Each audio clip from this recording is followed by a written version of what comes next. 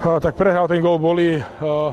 Do Božky sme sa vrátili z 3-0 na 3-3 a myslím, že tam sme už držali zápas v rukách a od toho stavu 3-3 to bol typický ten play-off zápas na jeden gól a žiaľ Bohu dali honi.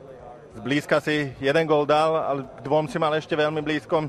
Nevybral si dobrú hokejku na zakončovanie?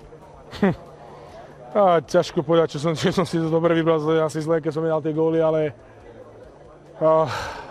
s tým nespravíme teraz nič. Samozrejme, prehra o gól mrzí oveľa viac, ako keby sme dostali nejaký výpas z pohľadu nejakej šance dostať sa do semifinále, samozrejme. A ukázalo nám to veľa, ako celý turnaj.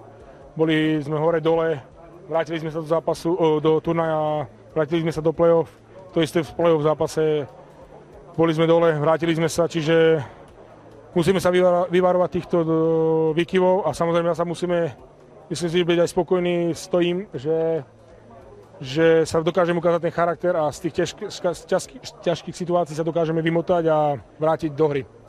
Či bude ti dlho trvať, kým sa s tým vyrovnáš, lebo Fíni boli zdolateľní po tých dvoch tretinách, to vyzeralo na to, že dokážeme otočiť.